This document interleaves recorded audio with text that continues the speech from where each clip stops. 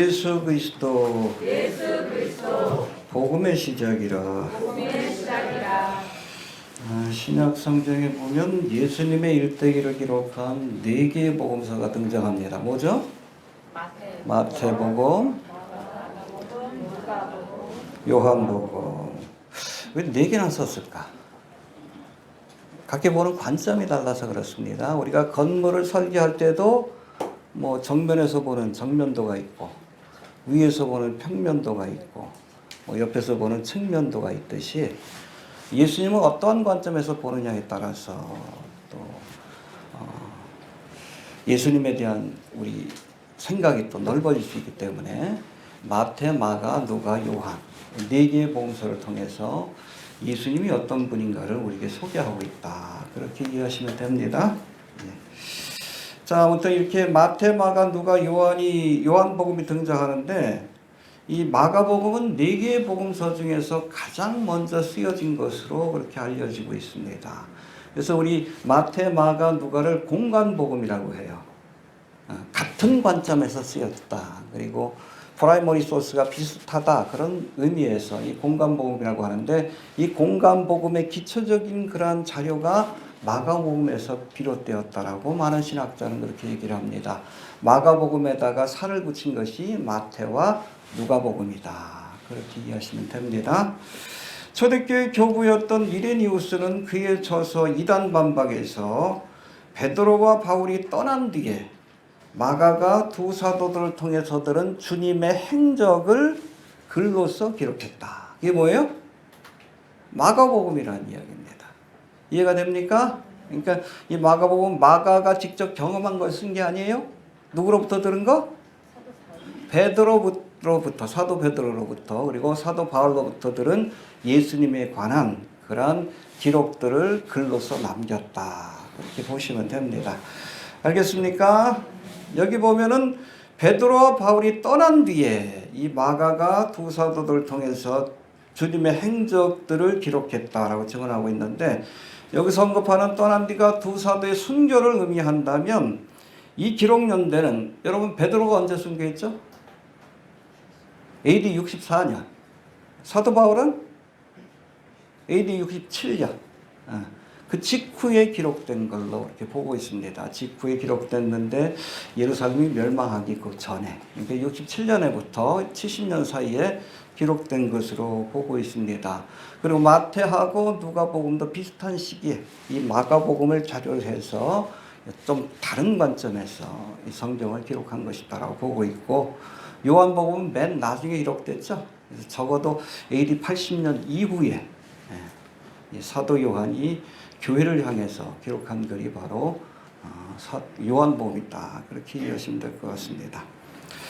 자, 신약 성경에 예수님의 일대기를 기록한 복음서가 4개나 등장하는 것은 이 마태와 마가와 누가와 요한복음이 각기 다른 관점에서 또 다른 읽는 대상이 또 달라요. 다른 대상을 상대로 해서 예수님의 일생을 기록했기 때문인데, 이 마태복음은 왕으로 오신 예수님의 모습에 초점을 맞춰서 기록하고 있습니다. 할렐루야. 예수님이 바로 유대인들이 기다리던 메시아, 왕이라는 사실을 알려주기 위해서 기록된 거예요. 그래서 마태복음에 제일 먼저 뭐가 나옵니까? 그 족보가 뭐예요? 왕의 족보예요. 다윗의 후손이라는 것을 증명하기 위한 겁니다. 이해가 되시죠? 예. 자, 두 번째 마가복음은 종으로 오신 예수님의 모습에 초점을 맞추고 있고, 그러니까 십자가 사역에 초점을 맞추고 있어요. 그리고 누가복음은 인자로 오신, 사람의 아들로 오신. 그래서 누가복음의 족보는 어디로 이어져요? 마태복음의 족보는 아브라함으로부터 시작돼. 이스라엘 민족이 시작돼. 근데 누가복음의 족보는 어디까지 이어져요? 아담까지 이어집니다. 물론 그 위에 하나님이 계시지만 아담의 후손이라는 사실을 보여주기 위해서 누가복음이 기록됐다. 이렇게 보시면 되고요.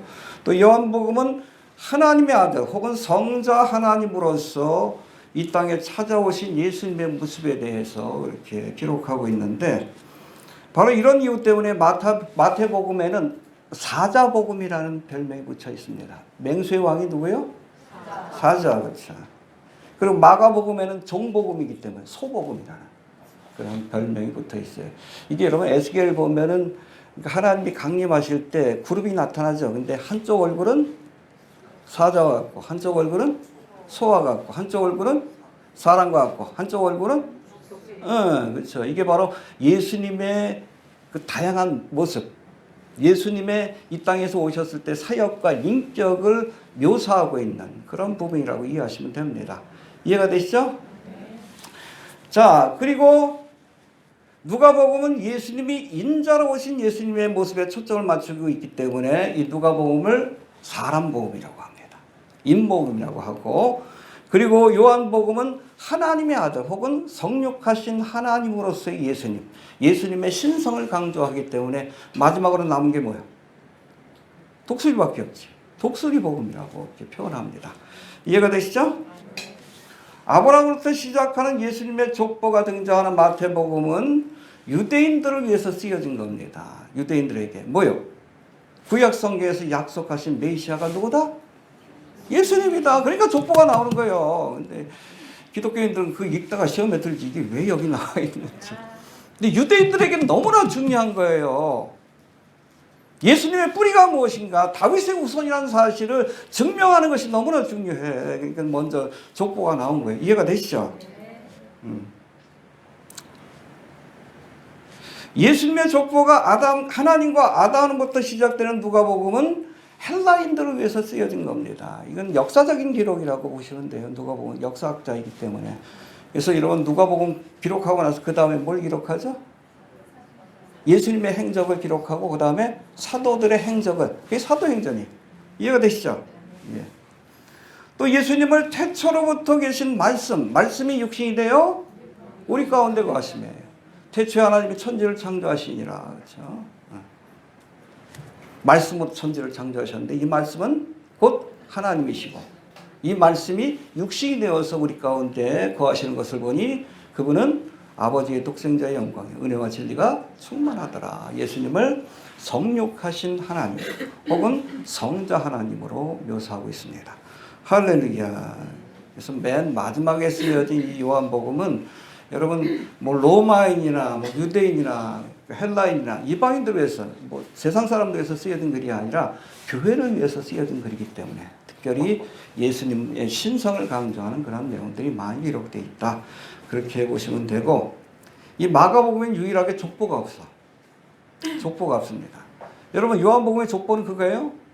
말씀이 육신이 되어 우리 가운데 성육하신 하나님을 소개하는 겁니다. 영원전서부터 계신 분이다라고 족보를 그렇게 소개한 거예요. 이해가 됩니까? 근데 마가복음에는 족보가 없어. 왜 없을까? 네? 뭐 그렇기도 하고 그것도 일리가 있어요. 근데 여러분 이 마가복음 대상이 누구라고요? 누구를 대상으로? 로마입니다. 관심이 없어 족보에. 군인들이기 때문에 성격이 달라요. 이해가 됩니까? 네, 그래서 뒤에 또 소개합니다. 자, 유대인들을 위해 쓰여진 마태복음은 예수님이 아브라함과 다윗을 통해 언약하신 메시아라는 사실을 논증하는 데 굉장히 심혈을 기울입니다. 성경에 예언된 대로 또 예수님이 이스라엘의 왕으로 오셨는데 왜 이스라엘 백성들이 거부하고 거절했는지. 그때 만약에 유대인들이 예수님을 메시아로 인정하고 받아들였다면, 그렇죠? 종교 지도자들이 민중들은 받아들였잖아. 아마 하나님의 나라가 그때 임했을 거예요. 근데 거부함으로 그 은총이 교회로 넘어가게 된 겁니다. 이해가 되시죠? 그 사건이 마태복음에 기록되어 있다라고 보시면 됩니다. 자, 헬라인들을 위해 쓰여진 누가복음은 인자로 오신 예수님의 행적을 역사적으로 상세히 기록하고 있습니다. 그래서 아담으로부터 족보가 시작이 되는 거예요. 이해가 되시죠? 또 로마의 핍박을 겪고 있는 교회와 성도들을 위해서 쓰여진 요한복음은 예수님이 바로 하나님의 아들, 성자 하나님이 되심을 보여주는 7가지 표적들이 기록되어 있고 또 교회에 주신 약속들이 거기 기록되어 있어요. 아주 길게 감람산 강화도 있고 다락방 강화가 아주 길게 기록되어 있는데 그 중에 가장 중요한 것이 뭐냐면 다시 오리라. 내가 너희에게 보혜사를 보낼 거고 다시 올 것이다. 할렐루야. 믿습니까? 네. 여러분 누가복음이 사도들의 행적을 기록한 사도행전으로 이어지고 있다면 아까도 얘기했듯이 그렇죠? 누가복음 뭐예요? 예수님의 행적이에요. 역사적인 기록이고 여기에 또 어디로 연결됩니까? 이어지는 사도들의 행적으로 사도행전으로 이어진다면 이 요한복음은 누구를 위해서 쓰여진 글이에요? 교회를 위해서. 거기 보면 약속이 있어요. 뭐에 대한 약속? 다시 올 것이다라는 약속이 주어지는데 그것을 구체적으로 설명한 게 뭐예요? 요한계시록이에요. 알겠습니까? 그래서 누가복음은 사도행전으로 이어지고 요한복음은 요한계시록으로. 그러니까 누가복음을 읽고 나면 사도행전을 같이 읽어야 되고 이어서 요한복음을 읽고 나면 요한계시록. 예수님이 주신 구체적인 약속이 무엇인가? 그것이 바로 요한계시록에 있는 예언의 말씀이다. 그렇게 이해하시면 됩니다. 이해되시죠? 정리가 됩니까? 네. 이에 반해 마가복음은 예수님의 족보나 말씀을 소개하는 것보다 예수님이 공생의 기간 동안에 행한 일이 무엇인가, 액트가 무엇인가에 관심이 많아. 그래서 여러분 여기 그 마가복음에 보면 귀신 쫓아내는 거 그렇게 많아. 병든 자를 일으키고 예수님의 강화는 그냥 짧게 나와요. 예수님의 그 말씀 같은 건 짧게 나와. 왜? 로마인들이 관심이 없어. 예수가 뭘 말했는가 거기에 관심 있는 것이 아니라 이 사람들 뭐에 관심이 있어요? 예수가 뭘 행했는가. 전형적인 여러분 군인들이지. 예수님이 귀신을 내가 쫓아. 귀신 내가 쫓는 게 너무 많아. 너무 많이 나와요. 마가복음. 또 병든 자를 일으키고 또 십자가를 지실 뿐 아니라 부활하셨다. 예수님이 행하신 일들에 대해서 기록하고 있다. 로마인들을 위해서 쓰여진 글이기 때문이다라고 이해하시면 됩니다. 이해가 되시죠? 이 마가복음의 저자는 누구예요? 안 나와 있어요. 마가복음 자체에는. 알겠습니까? 예. 이 마가라는 이름 자체가 해봅시다. 여호와는 은혜로우시다. 예. 근데 이 마가라는 이름은 로마식 이름입니다. 히브리식 이름은 뭐예요? 요한이에요. 요한. 예. 요한. 그래서 이 마가복음에 보면 요한이라는 이름으로 이 마가가 등장을 합니다. 알겠습니까? 예. 두 번째 복음서인 마가복음의 저자가 마가라는 사실에는 거의 학자들 사이에 이견이 없는데 이 마가는 예루살렘에서 상당한 부와 지위를 가진 마리아의 아들로서 마리아가 하도 많으니까 바나바의 조카였습니다. 2차 전도 여행할 때 바울하고 바나바가 가자. 그때는 바나바가 먼저 이름이 나와요. 주도권을 갖고 있었기 때문에. 그때 누굴 데려가? 마가를 데려가요. 이 바나바의 조카였기 때문에 그렇습니다. 이해가 되시죠? 예. 이 마가의 히브리식 이름이 요한이고 이 마가는 로마식 이름인데 마가복음 자체가 누구를 대상으로? 로마인들을 대상으로 쓰여졌기 때문에 저들에게 낯선 요한이라는 이름 대신에 익숙한 마가라는 이름을 사용했다. 그렇게 이해하시면 될 것 같습니다. 자, 이 마가 그럼 제일 유명한 게 뭐예요? 성지순례 가면 꼭 가보시는데 마가의 다락방에 그 마가가 여기에요. 부잣집 아들이요. 엄마가 부자예요. 그러니까 그 방을 빌려줬지.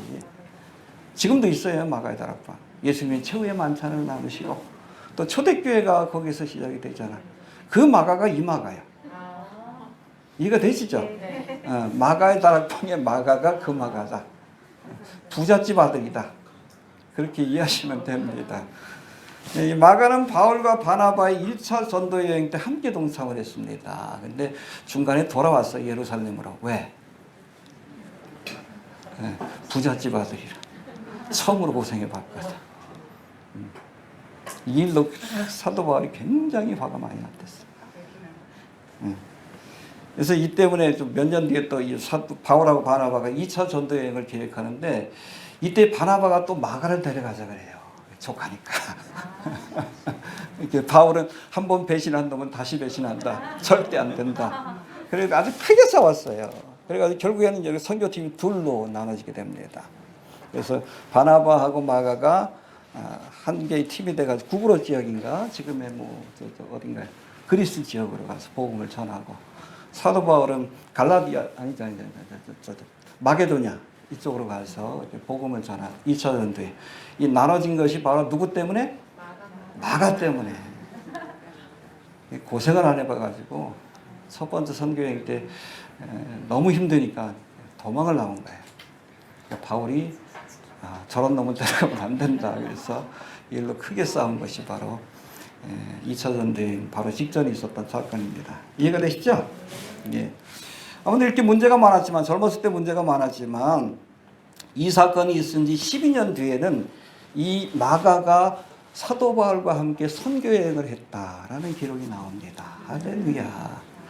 그리고 여러분 디모데후서에 보면 이 디모데후서를 쓰고 나서 사도 바울이 순교의 길로 가는데 그때 거기에 글이 있어요. 마가를 데려와라.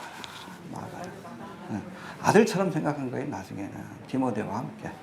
그래서 마지막에 이 순교하는 모습을 누가와 함께 이 마가가 지켜보았다라는 전승이 있습니다. 이해가 되시죠? 좀 나이 드니까 철이 든 거예요. 젊었을 때 좀 실수할 수 있습니다. 넘어질 수 있어요. 다시 일어서면 됩니다. 할렐루야. 예. 자, 마가는 공생의 기간 동안 예수님과 함께한 제자는 아닙니다. 그러나 사도 베드로의 제자요, 또 사도 베드로가 사역할 때 통역관으로 일했어요. 아람어에 능통하고 헬라어에도 어느 정도 능통했던 것 같아요. 일하면서 베드로에게 들은, 바울에게도 좀 들었겠지만 베드로가 순자니까 3년 내내 따라다니면서 가장 많은 경험을 했잖아. 그 들은 이야기를 여기다 기록한 거예요. 그러니까 이 마가복음은 사실은 베드로 복음이라고 해야 돼요. 원래의 저자. 왜 사도가 아닌데 원래 여러분 성경을 기록하면 사도적 권위가 있어야 되거든요. 마가복음이 들어간 이유는 뭐냐? 딴 게 아니에요. 베드로에게 들은 말을 가지고 그대로 기록했기 때문에 이게 복음서에 들어갈 수 있었다. 마가복음은 원래 저자는 베드로다. 베드로가 감수한 것이다. 라고 이해하시면 됩니다. 자, 마가복음을 기록한 목적에 대해 살펴볼 터인데 이 마가복음은 사도 베드로와 바울이 차례로 순교의 길을 가고 핍박이 심해져가는 로마에서 핍박받는 교인들이죠. 로마 교인들. 이 교인들에게 믿음과 용기를 주기 위해서 쓰여진 글입니다. 이해가 되시죠? 배경을 이해해야 돼.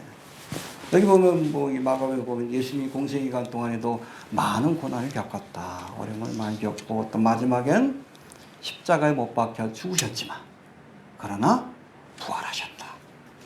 그러니 너희도 어렵고 힘들어도 끝까지 믿음을 지키면 부활의 영광에 참여할 수 있다. 그걸 보여주기 위해서 기록한 거예요. 이해가 됩니까?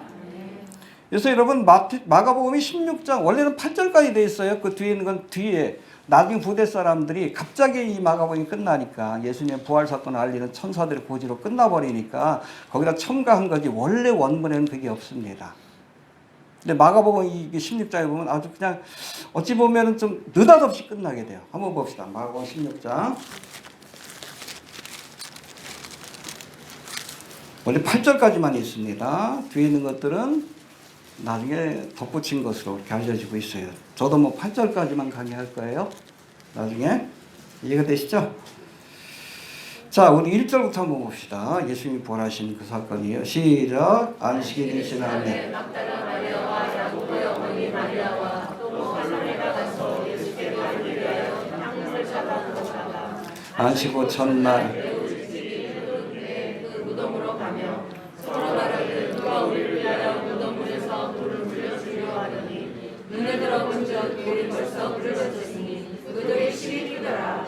무덤에 들어가서 흰옷을 입은 한 청년이 무덤에 앉은 것을 보고 말하되 예수님이 부활하셔서 무덤에 계시지 않습니다. 근데 거기에 한 청년 흰옷을 입은 누구요?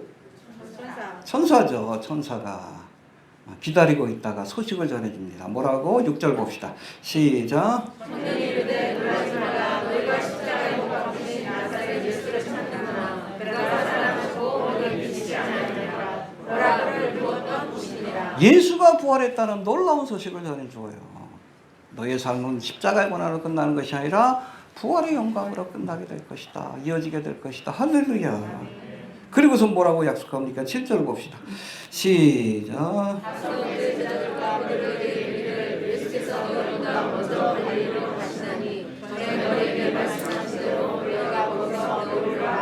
네, 너희 먼저 지금 갈릴리에 가 계신다. 예수님의 주사역이 갈릴리에서 진행이 됐으니까 먼저 가 있으니까 거기 찾아오면 내가 부활의 주님이 만나 주실 것이다. 할렐루야. 네. 너희도 어렵고 힘들어도 고난 가운데서도 끝까지 믿음을 지키면 주님께서 너희를 만나 주실 것이다. 그걸 알려주기 위해서 이 마가복음이 이렇게 끝나고 있는 거예요. 이해가 되시죠? 네. 어렵고 힘들어도 핍박이 있어도 끝까지 믿음을 지키면 너희가 언젠가는 하나님의 나라에서 부활의 주님을 만나게 될 것이다. 그거를 알려주기 위해서 마가복음이 기록되었다. 그렇게 이해하시면 됩니다. 자, 본문으로 넘어갑시다. 1절 넘어갑시다. 1절 한번 읽어봅시다. 시작.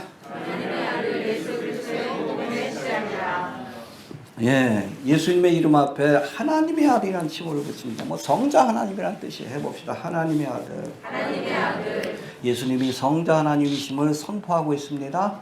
할렐루야. 여러분, 유대인들을 위해 기록한 마태복음에서는 예수님을 다윗의 후손으로 소개합니다. 메시아라는 사실을 증명하기 위해서. 또 헬라인들을 위해 기록한 누가복음에서는 예수님을 아담의 후손으로 이렇게 소개하고 있습니다.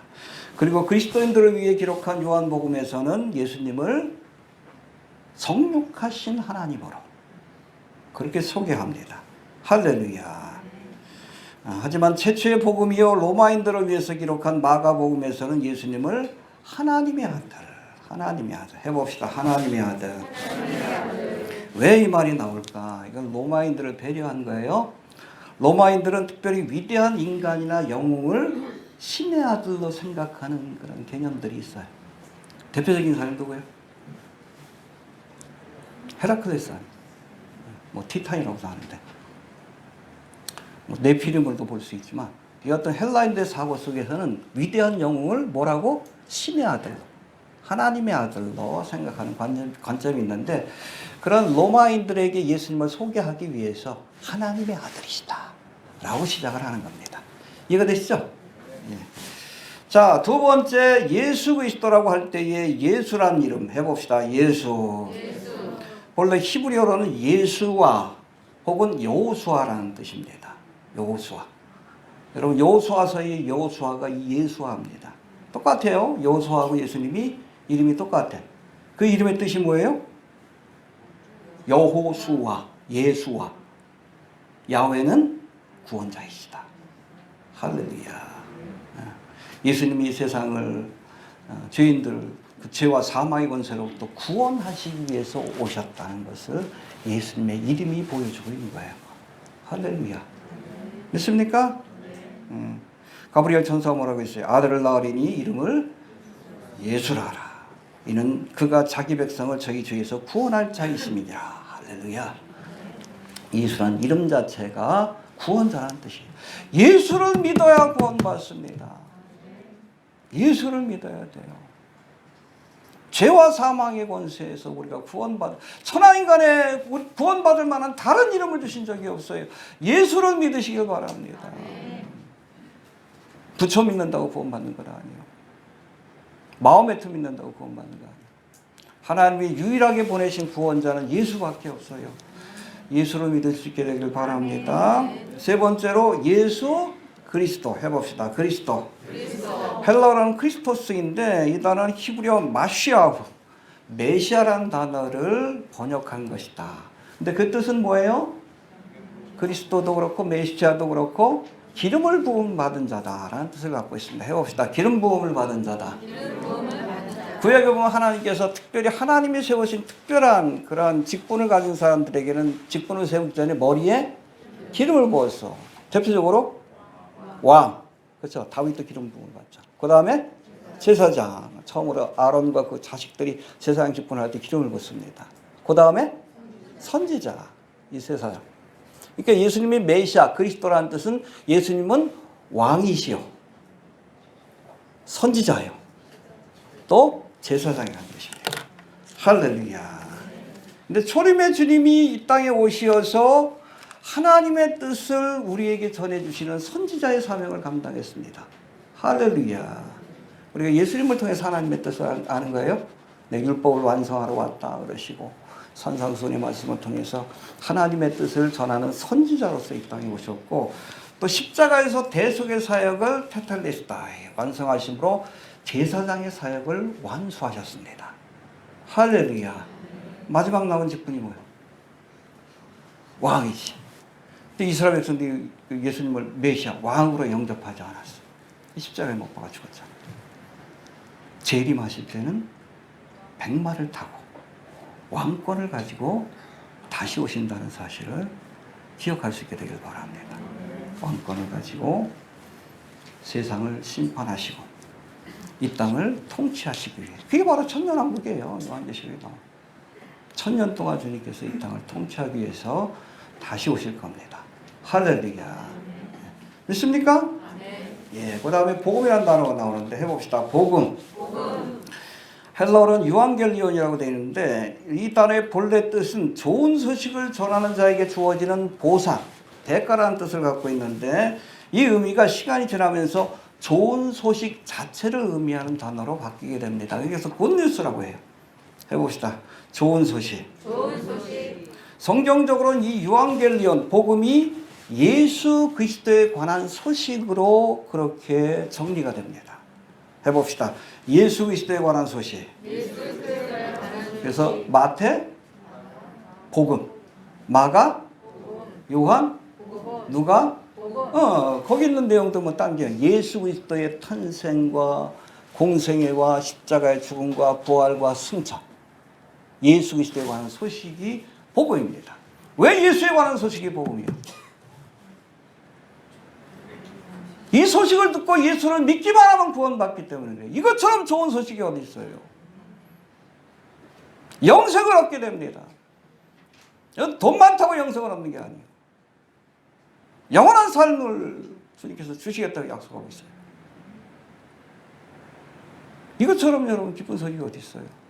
모든 사람은 죄인이기 때문에 여러분 예수를 믿지 않고 죽으면 지옥 가요. 예수 천당 불신지옥.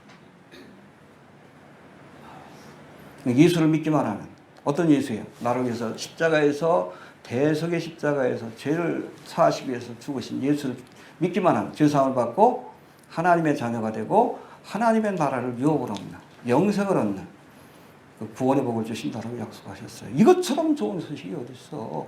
여러분 인생이 길다고 생각하지 말아요. 저도 벌써 환갑이 지났는데 마음은 20대예요. 아직도 20대예요.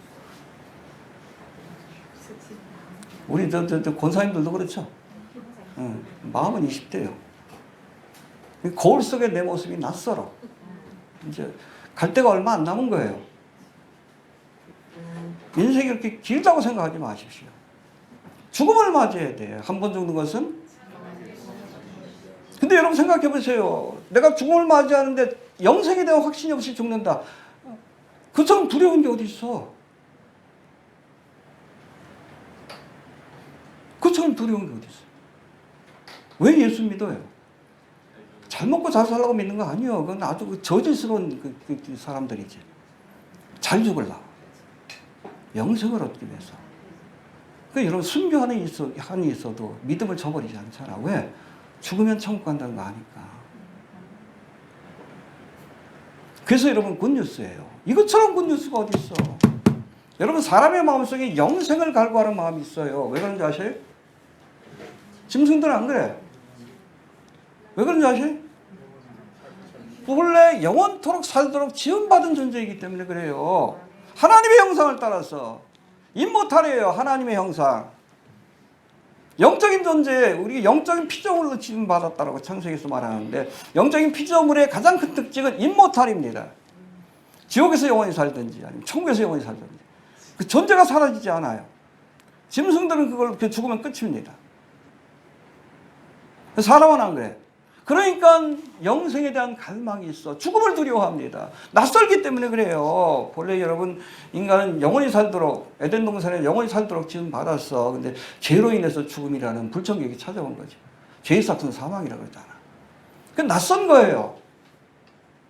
그래서 이 죽음의 문제 해결해 보려고 나름대로 그냥 종교를 만들어서 그럴수록 더 갈망이 더 심해지지. 갈증이. 목마르다고 여러분 소금을 마셔봐. 더 갈등이 심해지죠. 생수를 마셔야죠. 예수님만이 이 문제를 해결할 수 있습니다. 죄로 인해서 찾아온 죽음이기 때문에 죄의 문제를 해결하지 않으면 우리가 영생을 얻을 수 없어. 예수님이 2000년 전에 왜 왔어요? 죄의 문제를 해결하기 위해서. 이해가 되시죠? 죄의 문제를 왜 십자가를 졌어요? 그 사건이 아니에요. 하나님의 계획 속에서 일어난 일들입니다. 사고가 아니에요. 하나님의 계획 속에서 인류를 죄로부터 구원하기 위해서. 구약의 모든 제사제도가 바로 예수님의 십자가를 가리키고 있잖아요. 이해가 되시죠? 그래서 굿뉴스예요. 그 요한결론. 우리가 이 땅에 살면서 반드시 들어야 돼. 가장 좋은 소식, 복음이 바로 요한결론. 예수 그리스도에 관한 소식이다. 알겠습니까? 예수 믿을 수 있게 되길 바랍니다. 예수님을 만나야 돼요. 언제든. 저도 뭐 고등학교 1학년 때부터 교회를 다니다가 뭐 대학교 1학년 때 비로소 예수님을 만났는데 아무튼 만나야 합니다. 그래야 우리의 삶이 바뀌어요. 이 땅의 삶이 전부가 아니라는 것을 깨닫게 되고 영원한 삶에 대한 소망을 갖게 됩니다. 그러시게 되길 바랍니다. 자, 그리고 1절 다시 한번 보세요. 1절만 해도 뭐 시간이 이렇게 갔네. 1절 시작. 시작이라는 단어가 헬라어로 아르케인데 사실은 헬라 원문에 보면 beginning, beginning 이거 아르케로부터 시작이 돼요. 전체 문장이. 이 아르케는 우리가 태초에 하나님이 천지를 창조하시니라. 이 태초에라는 단어가 엔 아르케라고 돼 있어요. 태초에. 이게 n은 정관사 더입니다. In the beginning, in the beginning. 여기서도 그것을 염두에 둔 단어예요. 하나님의 아들 예수 그리스도의 복음의 시작이라 아르케. 하나님의 구원의 역사가 예수 그리스도로 말미암아 시작이 되었다. 은혜의 시대가 예수 그리스도로 말미암아 시작이 되었다. 할렐루야. 그걸 설명하기 위해서 아르케라는 단어를 맨 앞에다 둔 거예요. 예수님을 통해서 은혜의 시대가 시작이 되었습니다. 누구든지 예수를 믿기만 하면 죄사함을 받고 구원을 얻는다. 할렐루야. 보라 지금은 이 무한히 지속되는 게 아니에요. 교회 시대가 끝나면 같이 끝납니다. 언제 끝나요? 교회가 이 땅에서 사라지는 휴거의 사건이 일어나면 얼마 안 남았어요. 많은 학자들이 성경학자들이 그 얘기를 합니다. 주님 오실 날 가깝다고. 이런 중도에 있는 상황.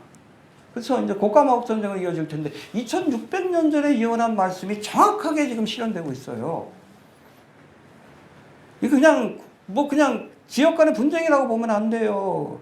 2600년 전에 에스겔을 통해서 38장과 39장인데 거기 보면 여러분 이란하고 터키하고 그리고 러시아가 합쳐가지고 이스라엘 치게 될 것이다. 지금 그러고 있잖아. 전선이 만들어지고 있잖아요. 근데 미국이 개입을 못해요. 왜? 그 전에 휴거의 사건이 일어나니까. 이 곡가마옥 전쟁 끝에 적그리스도가 나타나서 7년과 언약을 맺으면 7년 대환란이 시작이 되는 거예요. 지금 임박했다라고 얘기를 합니다. 친다 그러는데 왜 안 치나 모르겠어요. 이스라엘은 지금 기다리고 있어요. 네타냐후는 기다리고 있어. 치면 어디 치려고? 이런 핵시설, 엘람 지역을 치려고. 기다리고 있어. 이란이 쫄은 것 같아. 내가 보기에. 이란은 사실은 전쟁을 치를 준비가 안 돼 있어요. 공군력이 없어. 경제제재 때문에. 비행기도 뭐 2차 대전 때 쓰던 러시아가 쓰던 거 아주 그냥 고물. 그런 거 몇 대밖에 안 남아 있어. 공군력에 있어서. 여러분 이스라엘 안 그래. 핵무기가 있잖아. 그 ISBL인가요? 탄도로 나가라는 거. 그것 또한 100여기 되고, 그 다음에 잠수함 SLBM인가요? 에서 쏘는 그것도 상당수가 있고. 그 이란 앞바다에서 쏘면 돼요. 그냥 핵잠수함이기 때문에 거기 땅 밖에 있으면 있는지 없는지 몰라. 그래서 무서운 거예요. 바로 턱 밑에서 쏘기 때문에. 그것도 잔뜩 있어. 그리고 저 팬텀기기 다 있잖아. 그 스텔스기들이 있기 때문에. 그러니까 지금 전쟁하면은 여러분 이길 수가 없어요, 이란이. 그러니까 곡가마옥 전쟁이 왜 그런지 아셔요? 러시아하고 터키가 붙어야 싸울 만해요. 그러니까 같이 밀고 내려오는 거예요. 러시아도 핵무기가 있고. 재래식 무기가 안 되지. 근데 미국이 도와주게 되면 3차 대전인데, 근데 미국이 개입을 안 하고 홀로 싸우게 된다라고 성경은 묘사하고 있어요. 왜? 그 시나리오 하나밖에 없어요. 미국이 개입할 수 없는 상황이 오는 겁니다. 많은 성경학자들은 휴거의 사건이 그 전에 있을 것이다라고 보는 거예요. 저 얼마 가시권에 와 있어요. 저도 뭐 지금 이 사역을 지금 10여 년 넘게 하고 있는데, 초창기 할 때는 그때 뭐 곡과목의 전쟁에 대해서 소개하긴 하는데 이게 뭐야 그랬어. 이게 과연 가능해? 어떻게 터키하고 러시아가 가까워질 수 있어? 이란하고 러시아가 어떻게 가까워져? 그 당시만 해도 여러분 러시아하고 이스라엘이 얼마나 사이가 좋았는데 어떻게 이게 가능해? 여러분 터키하고 러시아 같은 경우에는 우리나라하고 일본처럼 사이가 안 좋아요. 국경을 맞대고 있기 때문에 서로 쌈박질 해가지고 특별히 러시아한테 많이 당했지. 터키가 굉장히 안 좋아. 근데 지난번에 뭐 쿠데타 일어났을 때 누가 도와줬어? 러시아가 도와줬잖아. 에르도안. 그때부터 급속히 가까워졌어요. 이게 여러분 최근 몇 년 동안 일어난 일이 하나님의 역사의 수레바퀴 움직이시잖아요. 저게 무서운 책인데 하나님 말씀하면 역사가 되니까. 무슨 얘기하다 그랬지? 주님 오셔야 것 같습니다. 깨어있길 바랍니다. 이 아르케 이때부터 시작된 은혜의 시대가 언제 끝나요? 교회가 이 땅에서 사라지는 여러분 휴거의 사건으로. 그리고 7년 더 완라는 심판의 시대입니다. 알겠습니까? 물론 그때도 구원받을 수 있습니다. 예수를 믿기는 한. 그러나 죽음을 각오해야 돼. 대부분 다. 이해되시죠? 아직 은혜를 베푸실 때에 이 기회를 놓치지 않기를 바랍니다. 자, 2절 3절 한번 봅시다. 2절 3절 시작.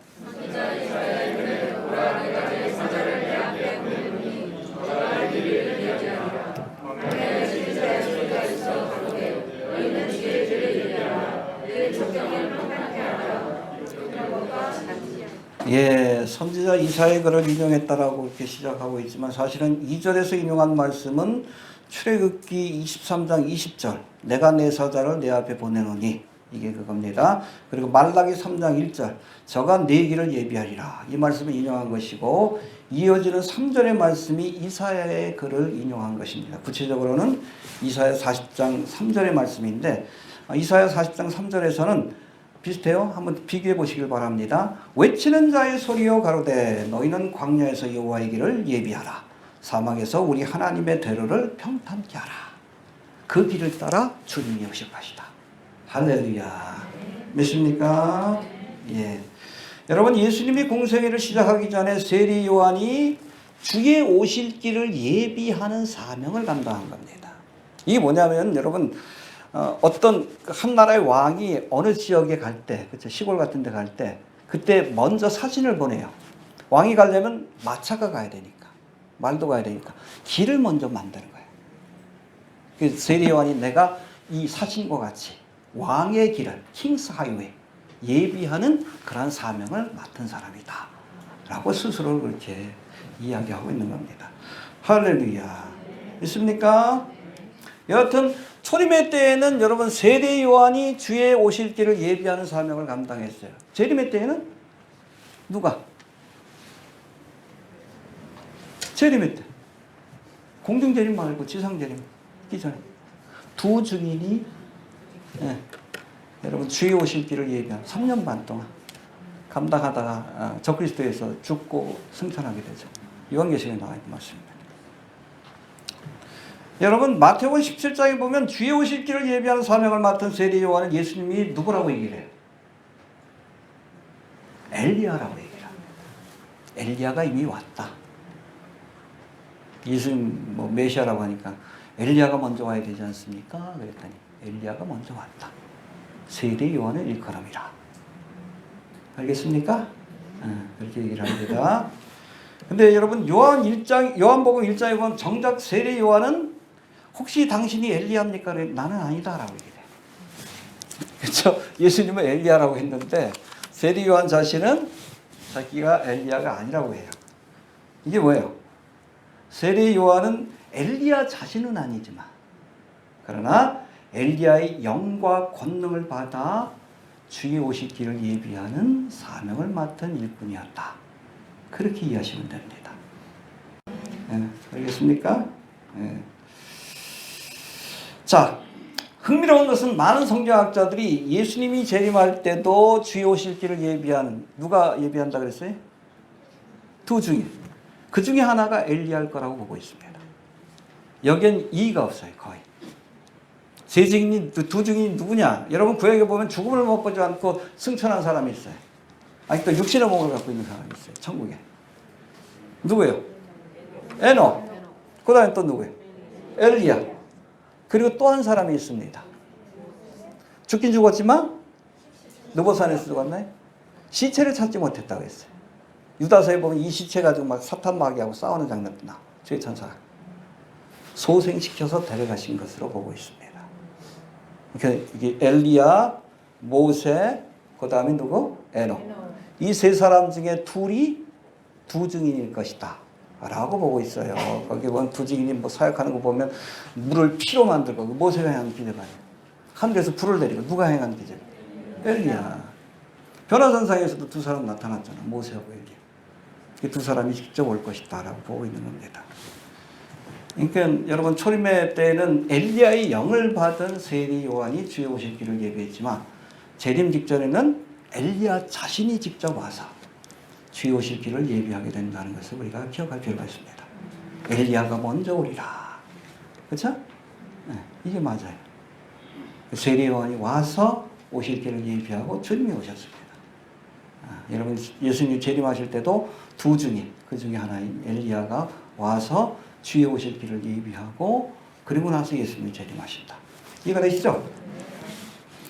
자, 이제는 세례 요한이 감당한 구체적인 사명이 무엇인지 3절의 말씀을 통해서 다시 한번 살펴봅시다. 3절 한번 다시 봅시다. 시작.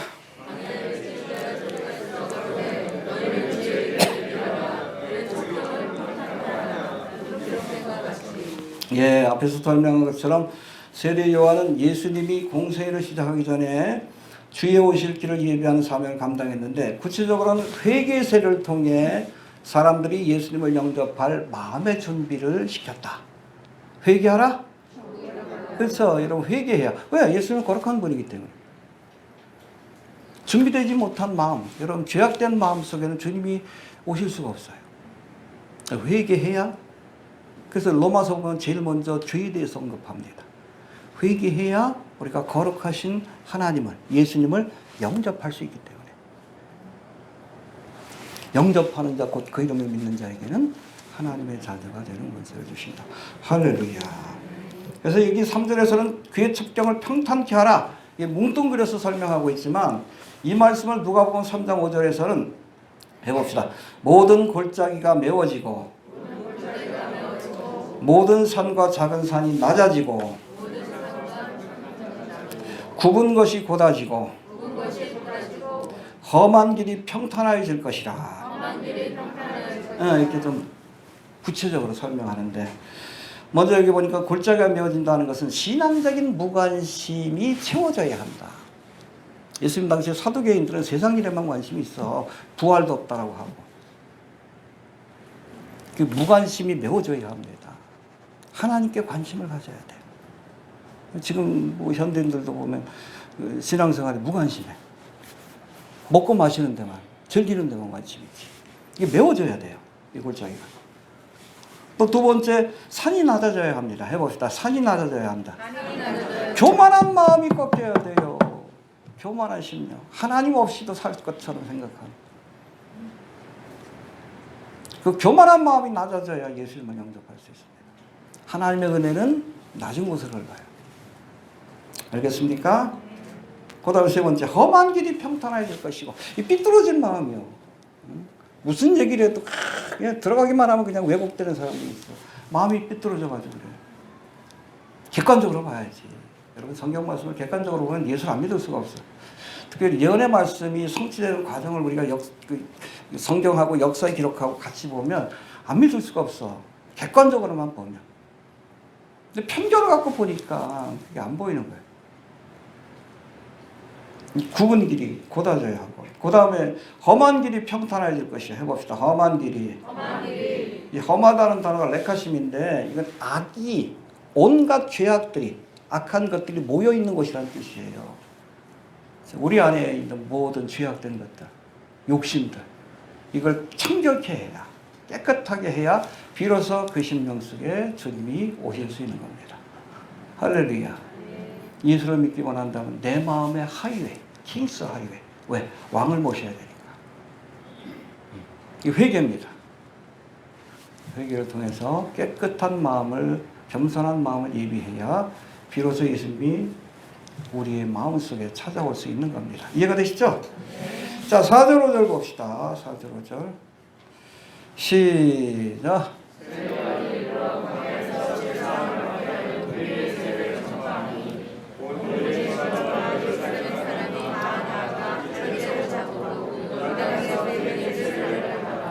예, 세례요한이 한 사역은 회개의 세례를 전파하는 것이다. 해봅시다. 회개의 세례를 전파하는 것이다. 왜? 회개해야 주님이 오실 수 있기 때문에. 이해가 되시죠? 또 여기 4절에 보면 세례요한이 회개의 세례를 베푼 것이 어디에서 베풀었다? 광야에서. 해봅시다. 광야에서. 여러분, 선지자는 광야에 머물러야 합니다. 사람들의 간섭이 없는 것. 그곳에서 뭘 들어야 돼? 하나님의 음성을 들어야 돼요. 기도해야 합니다. 알겠습니까? 전 늘 얘기합니다.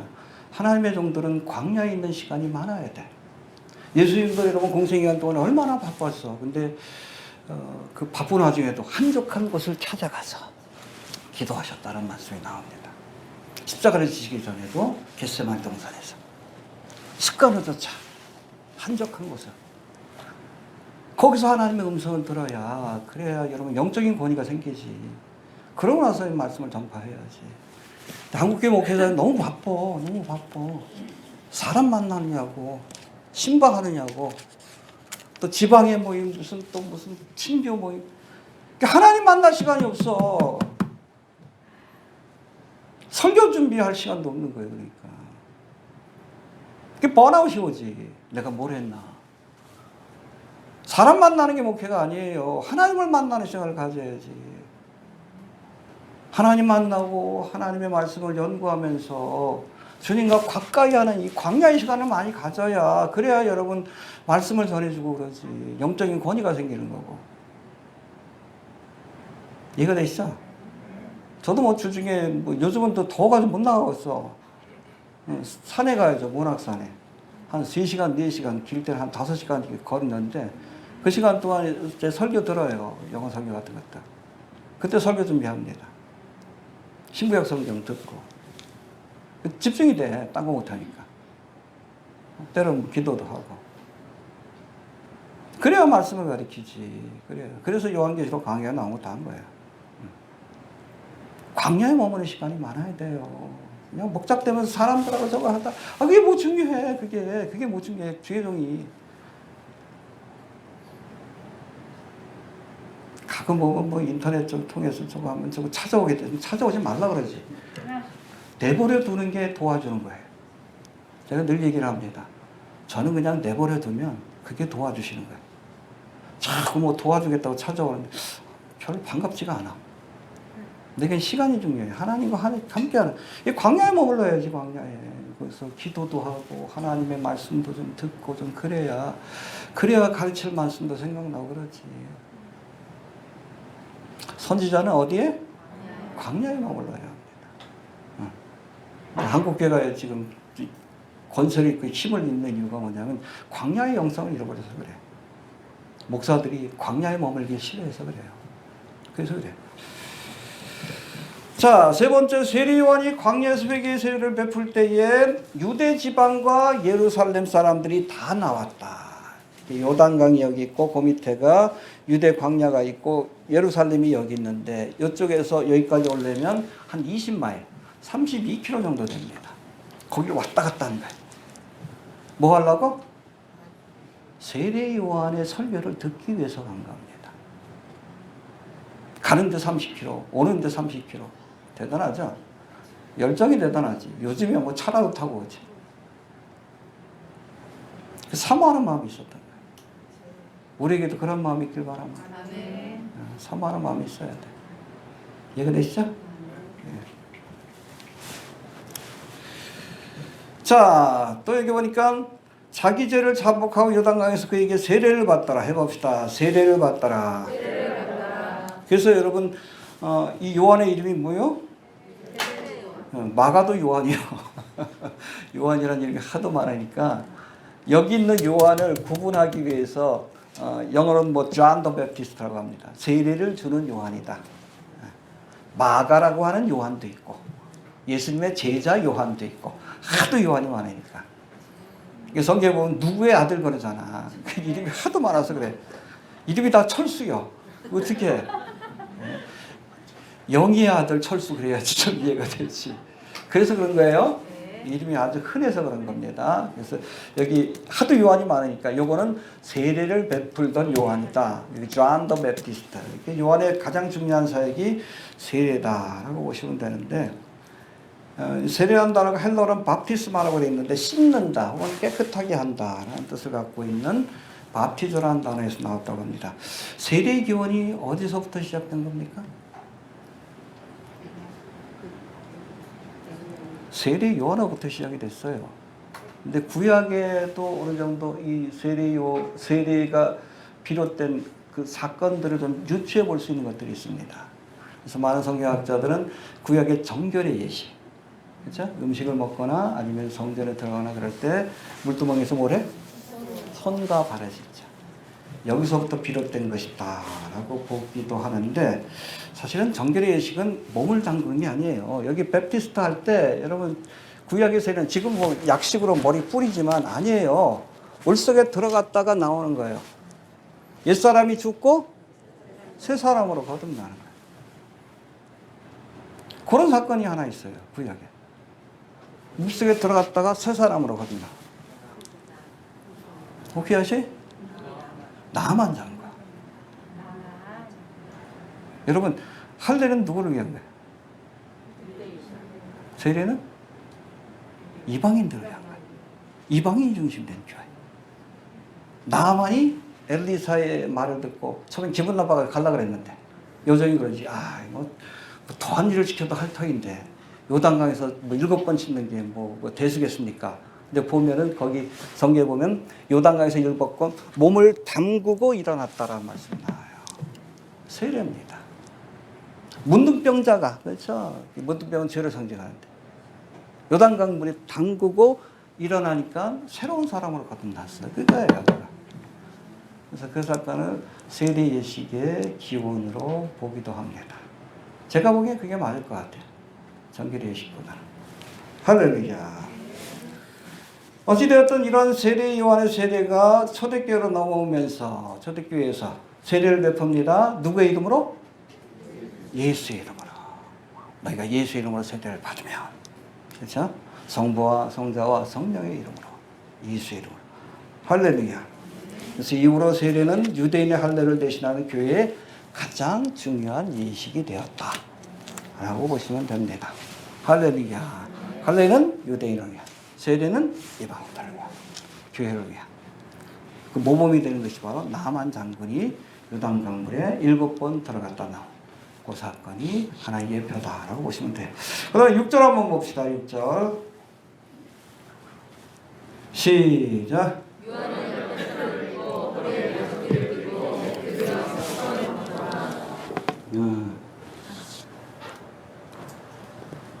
좀 비슷한 것 같아. 저 토롯이 무슨 토롯? 약대 토롯. 약대가 뭐예요? 낙타. 아주 거친 옷을 입은 겁니다. 거친 옷을 입었는데 왜 이 옷을 입었을까? 광야에서. 철들고 나서는 여러분 세례 요한은 광야사에 살았어. 거기서 먹고 자고 다 살았어요. 이게 뭐예요? 이불이에요. 낮에는 덥지만 밤에는 추워. 얼마나 추운지 몰라요. 습기가 없기 때문에 밤에는 이게 덮고 자는 거예요. 덮고 잤는데 이 토롯이 어디에서 났을까? 여기 아주 재미난 유대인의 전승이 있어요. 자, 세례 요한이 입은 약대 털옷이 구체적으로 무엇일까에 대한 아주 흥미로운 전승이 있는데 이건 여러분 성경에 기록된 건 아니에요. 유대에서 지금까지 이어오는 전승이다라고 보시면 됩니다. 여러분 누가복음에 보면 세례 요한의 아버지의 직업이 뭐요? 제사장입니다. 아비야 계열의 제사장이라고 소개하고 있고 어머니는 아론 가문에서 태어난 여기도 제사장 가문이에요. 엘리사벳인데 두 사람 모두가 흠이 없고 의로우며 경건한 자라고 평가하고 있습니다. 엘리사벳은 주의 모친인 마리아와 친척간이에요. 그 세례 요한하고 예수님은 뭐 사촌일 수도 있고 육촌일 수도 있고 그러나 친척입니다. 근데 여러분 세례 요한이 처음 예수님을 봤을 때 알아봤어 못 알아봤어? 어릴 때 보고 한 번도 안 본 거예요? 못 알아봤어요? 이해가 됩니까? 예수님도 몰랐어요? 얼굴을 본 적이 없어. 세례 요한은 어떻게 광야에 나가 철 들면 광야에서 살았고 예수님은 나사렛에서 머물렀으니까 만날 일이 없었지. 뭐 그렇게 보시면 됩니다. 아무튼 친척간이기도 한데 제사장인 사가랴가 성전에서 봉사하고 있을 때 엘리사벳이 나이가 들도록 자식을 못 낳았어. 그러니까 첩한테 막 구박을 당하기도 하고 그러잖아. 사가랴가 성전에서 봉사하고 있을 때 돌아가면서 하잖아요. 봉사하고 있을 때에 천사장 가브리엘이 저에게 나타나 아이를 낳지 못하던 엘리사벳이 아이를 낳게 될 것이다 라고 이야기해 줍니다. 사가랴가 못 믿어. 늙었는데 뭐 어떻게 애를 낳습니까? 그래 그때까지 벙어리가 되라. 그래가지고 말을 못했어요. 말을 못했습니다. 뭐 나중에 누가 보면 한번 살펴보시길 바라고. 그렇게 해서 얻은 아들이 세례 요한입니다. 여러분 세례 요한은 사무엘과 똑같이 날 때부터 나시린이에요. 머리털하고 수염을 깎지 않습니다. 포도에서 난 것들을 먹지 않습니다. 하나님 앞에 구별돼. 원래 나시린의 서약은 일정한 기간 동안만 하는 거예요. 그런데 날 때부터 나시린 된 사람은 평생을 지켜야 돼. 대표적인 사람이 누구예요? 사무엘. 그 다음에 세례 요한. 또 한 사람이 있어. 삼손이 올 때 날 때부터 나시린인데 개차반처럼 행동하니까 나중에 그렇게 죽은 거예요. 이해가 되십니까? 날 때부터 나신이 있다라고 보시면 됩니다. 자, 근데 여러분 열왕기하 2장에 보면 잘 들으세요. 엘리야 선지자가 요단강에서 불병거를 타고 하늘로 승천할 때 하나를 떨어뜨려 걷어. 여러분 그 열왕기하 1장인가 보면 이 엘리야를 털이 많은 사람이라고 묘사하고 있어요. 근데 원문을 보면 털옷을 입은 사람이라는 표현입니다. 털옷을 이렇게 떨어뜨리니까 그걸 누가 주워? 엘리사가 주워서 그 옷을 입고 사역을 한 거예요. 엘리야의 영과 권능을 가지고 갑절의 영광을 받아가지고 요단강을 가르치다. 알겠습니까? 그래서 엘리사가 죽고 나서는 그 옷이 어디 갔을까? 그 유대인의 전승이에요. 그거를 성전에다가 갖다 놓았다 라는 전승이 있어요. 사가랴가 성전에서 일하는 제사장이니까 이 세례 요한이 사역을 시작할 때 바로 엘리야와 엘리사가 입었던 약대 털옷을 가져와서 세례 요한이 이 옷을 입고 사역을 했다. 그런 전승이 있습니다. 그 사람들이 몰려든 거예요. 엘리야라고 여기고. 이해가 되시죠? 재밌죠? 여하튼 세례 요한은 그 옛날 엘리야와 엘리사처럼 비단 옷이 아닌 거친 털옷을 입고 선지자의 사역을 감당했습니다. 알겠습니까? 비단 옷을 입으려고 하면 안 돼요. 하나님의 종이. 이해가 되십니까? 자, 약대 털옷을 입은 세례 요한이 광야에서 먹은 음식은 뭐예요? 어떤 분들 맛있겠다 그러는데 매일같이 먹어봐. 얼마나 지겨워. 우리나라 메뚜기 좀 정이 가는데 참 이거 어떻게 먹었을까 모르겠어. 매일같이 볶아 먹고 튀겨 먹고 해도 메뚜기하고 석청 이건 좀 먹을 만했겠네. 어찌됐든 그냥 겨우 먹고 살 정도로 먹은 겁니다. 사역에 집중하기 위해서. 믿습니까? 여러분 하나님의 종들은 입는 것 먹는 거에 욕심을 부리면 안 돼요. 알겠습니까? 여러분 우리가 디모데후서 그러면은 사도 바울이 디모데전서네요. 남긴 목회서신. 그러니까 목사가 목사에게 쓴 글이에요. 목회서신은 목회자는 이래야 된다. 거기 보면 그런 말씀이 나와요. 마음이 부패하여 지고 진리를 잃어버려 경건을 이익의 재료로 생각하는 자들이 있다. 여기서 경건은 뭔가 하면 하나님 주신 직분이에요. 목사라는 직분, 선교사라는 직분. 이걸 이익의 재료로 돈 버는 수단으로 여기는 사람들이 있다. 그 우리 한국에도 많이 있죠? 요즘 뭐 스캔들 나오고 그러는데. 그러나 지족하는 마음이 있으면, 그렇죠? 주의 종들은 주어진 것에 자족하는 마음을 가져야 한다. 경건이 큰 이익이 되느니라. 그럴 때 비로소 그 주어진 직분이 너에게 큰 이익이 된다. 그런 뜻입니다. 우리가 세상에 아무것도 가지고 온 것이 없음에 또한 아무것도 가지고 가지 못하리니 우리가 먹을 것과 이게 우리는 뭐예요? 디모데와 바울이에요. 목사들입니다. 먹을 것과 입을 것이 있은즉 족한 줄로 알라. 욕심내면 안 돼. 돈, 명예, 권세에 대한 욕심 있는 사람은 목사가 되면 안 됩니다. 돈 벌지 말라는 얘기 아니에요, 성도입니다. 열심히 벌어가지고 하나님 위해서 일할 수 있죠. 그러나 목사 그러면 안 돼. 여러분 국회의원 하지 말라는 얘기 아니에요. 할 수 있지.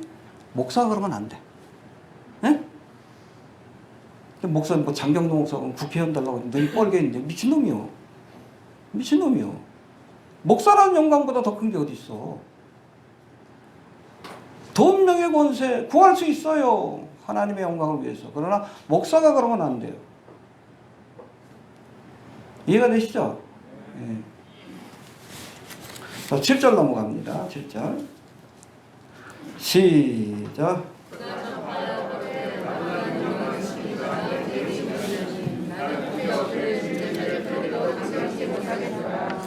예, 세례 요한이 요단강에서 회개해서 세례를 베풀면서 그의 뒤에 오시느니 그보다 능력이 많으신 이가 오실 것인데 누구요?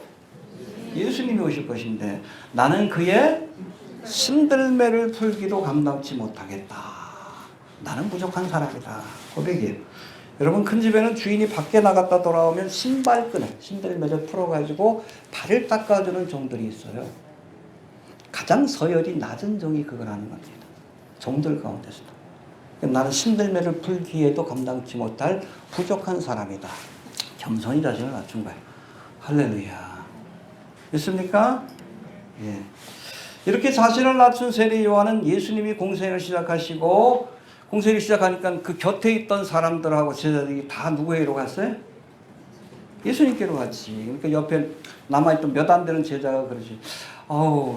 뭐 선생님이 세례를 베푼 그 사람에게 다들 갔습니다. 섭섭하지 않습니까? 뭐 그런 뜻을 물었지. 근데 여러분 세례 요한이 뭐라고 했어요? 그는 흥하여야겠고 나는 그렇죠. 마지막까지 자신을 낮춘 거예요. 그러니까 하나님께서 그를 높여주신 거죠. 여자가 낳은 자 중에 이보다 큰 자가 없느니라. 할렐루야. 그럴 만하잖아요. 하나님 앞에서 우리를 낮추면 하나님이 높여주시고 하나님 앞에서 우리를 높이면 하나님이 낮추십니다. 주의 종들은 여러분 예수님만 보여줘야 돼. 자꾸 자기를 드러내려고 하는 사람이 있어. 그 인터넷에 보니까 그 박혁인가 그 미친 녀석인데 보면 쇼를 하더라고. 관종이요. 그 내용 내가 보질 않았는데 그 썸네일 보고선 야 얘는 구제불능이다. 자랑하고 싶어가지고 그냥 머리도 그냥 빠마해가 예수님처럼. 젊은 녀석이 그러고 다니니. 그 안에 역사하는 영이 여러분 겸손한 심령 속에 성령의 역사예요. 교만한 그 마음 속에 누가? 사탄 마귀가 역사해. 아무리 여러분 기적이 나타난다 해도 그런 집회 가면 안 돼. 진정한 사역자는 여러분 세례 요한 같은 사람이 그는 흥하여야 되겠고 예수님만 높이는 사역자. 나는 신들매 풀기도 감당치 못. 주님만을 높이는 사람 그게 여러분 하나님의 종이지. 지절하게. 그래서 간증도 조심하라는 거예요. 잘못하면 자기가 드러나기 때문에. 그 주님만 높일 수 있게 되길 바랍니다. 자꾸 교회 일 하면서도 자꾸 자기를 높이려고 하는 사람들이 있어. 그러다 시험에 드는 거예요. 그게 뭐 중요하다고? 그게 뭐 중요하다? 할 일을 한 것뿐이지. 그렇죠? 뭐 대단한 일 했다고. 저도 칭찬 안 해요. 죄송한 얘기지만. 하나님 앞에 받으셔요. 사람한테 받으면 여러분 하나님 앞에 받을 것도 없어. 헌금 많이 왔어도 저 칭찬 안 해. 신경도 안 써. 죄송합니다. 하나님께만 영광을 돌려야 돼. 하나님만 높여야 합니다. 그게 여러분 하나님의 종이에요. 그럴 수 있게 되길 바랍니다. 자, 8절 마지막 보고 마칩시다. 시작.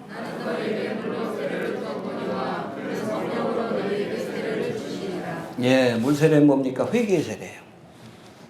예수님을 영접한 회개의 세례를 받아야 되고, 예수님을 영접하게 되면 주님께서 우리에게 성령으로 세례를 주시리라. 할렐루야.